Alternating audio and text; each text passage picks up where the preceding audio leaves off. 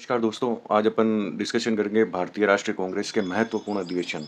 बहुत सारे अधिवेशन किए प्रत्येक साल होता था लेकिन सबके बारे में डिस्कशन करेंगे तो वीडियो काफ़ी लंबा हो जाएगा, इसलिए महत्वपूर्ण जो है नोट्स के रूप में मैं आपके सामने लेके आया हूँ, ठीक है?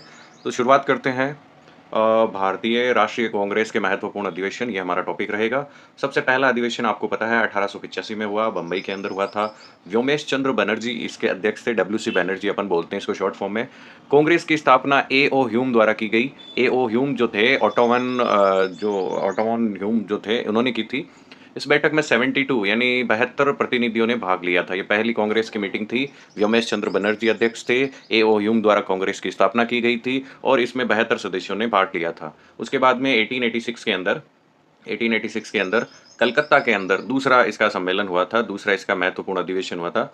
दादा भाई नौरोजी ने इसकी अध्यक्षता की और इस बैठक के बाद वायसराय डफरिन ने कांग्रेस के सदस्यों को उद्यान भोज दिया। मतलब उस समय जो वायसराय थे वो भी खुश थे कि भाई कांग्रेस का गठन हुआ है, ये हमारे जो लक्ष्य है उनको प्राप्त करने में हेल्प करेगी, इसलिए उन्होंने भोज तक इसको दिया था। यानी उस समय तक कोई खटास नहीं थी उनके रिश्तों में।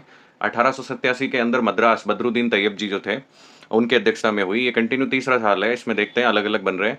इस अधिवेशन में 11 प्रस्ताव स्वीकृत किए गए। इस अधिवेशन में सब्जेक्ट्स कमेटी का गठन किया गया, सब्जेक्ट्स कमेटी का, और 11 प्रस्ताव लाए गए। 1888 में इलाहाबाद में हुई थी और जॉर्ज यूले इसके अध्यक्ष थे। यह पहला अवसर था जब किसी यूरोपियन ने कांग्रेस की अध्यक्षता की थी। उस समय देखो यूरोपियन लोग भी बढ़ चढ़कर कांग्रेस में पार्टिसिपेट कर रहे थे, क्योंकि वो कह रहे थे कि हम भारतीयों के हकों के लिए उनकी एक ऐसी संस्था बनाना चाहते हैं जो उनके हकों के लिए लड़ाई लड़े। इस अधिवेशन में मुसलमान कांग्रेस के साथ रहे का फरमान सेज रजा हुसैन ने जारी किया था, उस समय जारी किया था उन्होंने। इस अधिवेशन के विरोध में सर सैयद अहमद खान ने 1888 ईस्वी में ही यूनाइटेड इंडिया पैट्रियोटिक एसोसिएशन की स्थापना की थी। तो सर सैयद अहमद खान एक अलग ही राह पर चल रहे थे। उन्होंने 1888 में यूनाइटेड इंडिया पैट्रियोटिक एसोसिएशन की स्थापना की थी। उस समय तक सर सैयद अहमद खान के विचार भी भारत को एक रखने के थे, बाद में उनके भी विचार चेंज हो गए थे। तो इस प्रकार हमें देखो स्टार्टिंग के चार को अगर देखा जाए तो पहला हुआ था मुंबई के अंदर, बम्बई के अंदर, फिर कलकत्ता के अंदर, फिर मद्रास के अंदर और उसके बाद इलाहाबाद के अंदर। तो उसके बाद के अपन देखते हैं। अब सीधा 98 पे आ जाते हैं, क्योंकि बीच में काफ़ी अधिवेशन हुए जिनका वैसे कोई महत्वपूर्ण योगदान नहीं है। 1891 के अंदर मद्रास में हुआ था और आनंद मोहन बोस इसके अध्यक्ष थे। इसी अधिवेशन के दौरान करजन वायसराय बनकर आया, उस समय करजन ही बने थे वायसराय। 1906 के अंदर कलकत्ता के अंदर अधिवेशन हुआ। दादा भाई नौरोजी जो थे वो अध्यक्ष चुने गए। कांग्रेस के मन से स्वराज शब्द का प्रयोग दादा भाई नौरोजी ने इसी अधिवेशन में किया था, स्वराज शब्द का प्रयोग, कि भाई स्वराज हमारा अधिकार है और हमें देना चाहिए। और स्वराज जो होता है मतलब खुद का राज, मतलब कि इंडिपेंडेंस वर्ड का यूज़ इसी में किया गया था। तो आपको याद रखना है 1905 के बंटवारे के बाद जस्ट ये हुआ था, बंगाल विभाजन के बाद 1907 के अंदर सूरत में हुआ था। रास बिहारी बोस अलग है, रास बिहारी घोष है ये। इसी अधिवेशन के अध्यक्ष पद को लेकर नरम दल और गरम दल की में विवाद उत्पन्न हो गया। इस अधिवेशन को निरस्त कर दिया गया, मतलब बाद में इसको निरस्त कर दिया गया था। नरम दल गरम दल आपस में भिड़ गए थे। 1911 के अंदर कलकत्ता पंडित विशन नारायण दर इसके अध्यक्ष बने। इसी अधिवेशन में रविंद्रनाथ टैगोर की रचना भारत का राष्ट्रगान जन गण मन पहली बार गाया गया था। इसका मतलब ये काफ़ी इंपॉर्टेंट है। 1911 में कलकत्ता में हुआ था, उस समय भारत की राजधानी कलकत्ता थी। 1911 के बाद चेंज होकर उसको दिल्ली में कन्वर्ट कर दिया गया था। रविंद्रनाथ टैगोर ने पहली बार जन गण मन गाया था इसी अधिवेशन में, जो भारत का राष्ट्रगान बना है। 1916 के अंदर लखनऊ में अधिवेशन हुआ। अंबिका चरण मजूमदार इसके अध्यक्ष थे और इसी अधिवेशन में नरमपंथी और गरमपंथी वापस से कांग्रेस में एक हो गए थे। 1917 में कलकत्ता में अधिवेशन हुआ। श्रीमती एनी बेसेंट पहली महिला अध्यक्ष बनी और ये यूरोप से बिलोंग करने वाली भी पहली महिला थी जो कांग्रेस की उस समय अध्यक्ष बनी थी। अब देखते हैं आगे के अधिवेशन। 1922 में गया में हुआ था अधिवेशन। 1922 में गया में सी.आर. दास इसके अध्यक्ष बने। इसी अधिवेशन के बाद 1923 में स्वराज पार्टी का गठन किया गया। स्वराज पार्टी वाली घटना भी है जिसमें मोतीलाल नेहरू और सी.आर. दास ने मिलकर स्वराज पार्टी का गठन किया था। इस अधिवेशन के पश्चात 1923 में कांग्रेस का विशेष अधिवेशन अब्दुल कलाम आज़ाद की अध्यक्षता में दिल्ली में बुलाया गया। विशेष अधिवेशन बुलाया गया था कि भाई स्वराज पार्टी की स्थापना करे तो उसका कोई प्रॉफिट लॉस कुछ तो नहीं है। 1924 में बेलगांव में अधिवेशन हुआ था। महात्मा गांधी इसके अध्यक्ष बने थे। तो महात्मा गांधी कांग्रेस के एकमात्र अगर किसी के अध्यक्ष बने हैं अधिवेशन के तो वो था बेलगांव का 1924 का अधिवेशन। इसी अधिवेशन में गांधी दास पैक्ट के अनुसार स्वराज पार्टी को यह अधिकार दिया गया कि वह कांग्रेस के अविभाज्य अंग के रूप में रहकर विधानमंडलों में प्रवेश ले और सरकार की नीतियों का विरोध करे। और गांधी जी केवल एकमात्र इसी अधिवेशन के अध्यक्ष रह गए। तो स्वराज दल जो था, स्वराज पार्टी तो शायद मोतीलाल नेहरू और साथ में चित्तरंजन दास की थी, तो उन्हीं को एक मतलब क्लीयरेंस दिया गया कि भाई आप इलेक्शन लड़िए और सरकार का जो भी काम है ब्रिटिश गवर्नमेंट का उसमें अड़ंगा डालिए। ये पहली बार इनको एक तरीके से ग्रीन चिट मिल गई थी। उसके बाद 1925 का अधिवेशन देखते हैं, ये कानपुर में हुआ था, सरोजिनी नायडू इसकी अध्यक्ष थी। यह पहला अधिवेशन था जब किसी भारतीय महिला ने अध्यक्षता की थी, इसीलिए इसको याद किया जाता है, कानपुर का अधिवेशन है 1925 का। उसके बाद में देखते हैं 1928 के अंदर अधिवेशन हुआ, कलकत्ता के अंदर पंडित मोतीलाल नेहरू इसके अध्यक्ष थे। इस अधिवेशन में नेहरू रिपोर्ट का मुख्य प्रस्ताव पारित किया गया था। इसी अधिवेशन में रियासतों में उत्तरदायी सरकार की मांग भी की गई थी। तो मोतीलाल नेहरू इसके अध्यक्ष थे, वहाँ स्वराज पार्टी में भी थे और इसमें भी थे वो। और 1929 में लाहौर में हुआ, पंडित जवाहरलाल नेहरू, क्योंकि ये अविभाज्य भारत था तो लाहौर भी उस समय इंडिया का यानी भारत का ही पार्ट था।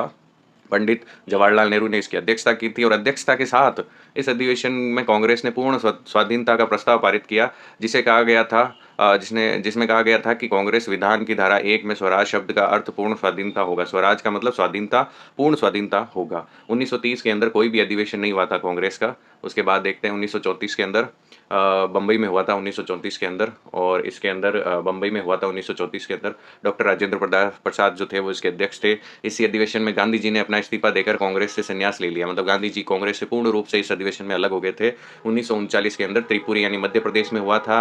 पहले सुभाष चंद्र बोस और बाद में राजेंद्र प्रसाद इसके अध्यक्ष बने। इसी अधिवेशन में कांग्रेस अध्यक्ष के लिए सुभाष चंद्र बोस में महात्मा गांधी के उम्मीदवार पट्टाभी सीतारमैया के बीच मतदान हुआ था, जिसमें सुभाष चंद्र बोस जीत गए थे, लेकिन उन्होंने त्यागपत्र दे दिया। तब राजेंद्र प्रसाद अध्यक्ष बने, यानी सुभाष चंद्र बोस का वर्चस्व 1939 के समय साफ दिखाई देता है कांग्रेस के अंदर। 1948 के अंदर जयपुर में हुआ था, पट्टाभी सीतारमैया, यानी आज़ादी के बाद का है। देखो 1947 में भारत आज़ाद हो गया और इस अधिवेशन का अभिभाषण गोकुल भट्ट द्वारा पढ़ा गया और इस अधिवेशन में आरंभ में वंदे मातरम और राष्ट्रगान से शुरू किया गया। तो ये तो आज़ादी के बाद का है। उसके बाद कांग्रेस में जो प्रथम जो हुए वो भी देख लेते हैं। कांग्रेस के प्रथम अधिवेशन अध्यक्ष थे डब्ल्यू सी बैनर्जी, ये सबको पता है और स्टार्टिंग का याद रखना है, 1885 के अंदर अधिवेशन में। उसके बाद कांग्रेस के प्रथम मुसलमान अध्यक्ष बदरुद्दीन तैयब जी हैं, हुए थे उस समय। और प्रथम यूरोपियन जिसने कांग्रेस के अधिवेशन की अध्यक्षता की वो जॉर्ज यूले थे। प्रथम महिला जिसने कांग्रेस के अधिवेशन को संबोधित किया कादम्बिनी गांगुली थी। काफ़ी इंपॉर्टेंट क्वेश्चन है ये। प्रथम यूरोपियन महिला तथा प्रथम महिला अध्यक्ष जिसने कांग्रेस के अधिवेशन की अध्यक्षता की थी, पहली यूरोपीय महिला भी होगी और पहली महिला भी होगी, एनी बेसेंट थी ये, 1917 वाले में की थी इन्होंने। और जिस अधिवेशन में पहली बार भारत का राष्ट्रीय गीत वंदे मातरम गाया गया 1896 कलकत्ता कांग्रेस अधिवेशन में। इस अधिवेशन में रहमतुल्लाह सियानी ने स्वयं इसे गाया था। वंदे मातरम बंकिम चंद्र चटर्जी उपन्यास आनंद मठ से लिया गया, जिसमें सन्यासी विद्रोह के बारे में भी बताया गया। बंकिम चंद्र चटर्जी द्वारा लिखा गया ये उपन्यास आनंद मठ काफ़ी फेमस है। इसमें वंदे मातरम गीत भी है और उसके साथ में 1896 में कलकत्ता के अधिवेशन में इसको पहली बार गाया गया था। भारत की आज़ादी के समय जे बी कृपलानी कांग्रेस के अध्यक्ष थे। और भी कुछ फैक्ट्स हैं हमारे पास। स्वतंत्रता के बाद 1947 में कांग्रेस का विशेष अधिवेशन नई दिल्ली डॉक्टर राजेंद्र प्रसाद की अध्यक्षता में संपन्न हुआ था। कांग्रेस में सबसे ज़्यादा समय तक तथा सबसे उम्र के अध्यक्ष थे अबुल कलाम आज़ाद, जो 40 से 45 तक कंटिन्यू अध्यक्ष बने रहे। अबुल कलाम आज़ाद की काफ़ी रेस्पेक्ट थी। कुछ और फैक्ट्स भी देख लेते हैं कांग्रेस के बारे में। प्रमुख यूरोपियन जिन्होंने कांग्रेस की अध्यक्षता की, एक तो जॉर्ज जूली 1888 में इलाहाबाद कांग्रेस अधिवेशन के अध्यक्ष थे। अल्फ्रेड ड्रेप जो कि 1894 में मद्रास अधिवेशन की इन्होंने अध्यक्षता की थी। 94 में हेनरी कार्टन ने 1904 में बम्बई अधिवेशन की अध्यक्षता की। और एनी बेसेंट जिन्होंने 1917 में कलकत्ता अधिवेशन की अध्यक्षता की। कुछ और भी फैक्ट्स हैं वो भी देख लेते हैं कांग्रेस के हिसाब से। कांग्रेस के संबंध में महत्वपूर्ण वक्तव्य, कांग्रेस लड़खड़ा कर गिर रही है। भारत में रहते हुए मेरी इच्छा है कि मैं इसे शांतिपूर्ण आश्वासन से अपना सहयोग दे सकूं। ये वायसराय कर्जन के वर्ड थे कि कांग्रेस लड़खड़ाती हुई गिर रही है। कांग्रेस लॉर्ड डफरिन के दिमाग की उपज है, ये लाला लाजपत राय ने कहा था, क्योंकि उनको उस वक्त ऐसा लगा होगा शायद। कांग्रेस एक प्रकार से याचना करने वाली संस्था है, ये विपिन चंद्र पाल को उस समय लगा था, क्योंकि ये गर्म दल के सदस्य थे। यदि वर्ष में एक बार मेंढक की तरह टरटराए तो कुछ नहीं मिलेगा। ये बाल गंगाधर तिलक ने कहा था कि भाई एक बार अधिवेशन रखोगे तो क्या मिलेगा, एनी टाइम हमें एक्टिव रहना चाहिए, तभी हमें आज़ादी मिलेगी। इसी के साथ सारे अधिवेशन जो महत्वपूर्ण थे मैंने अपने वीडियो में समझाए। आई होप आपको समझ में आया होगा। और अगर आपको मेरे चैनल में ये कंटेंट पसंद आता है तो please subscribe my YouTube channel. इसी के साथ धन्यवाद।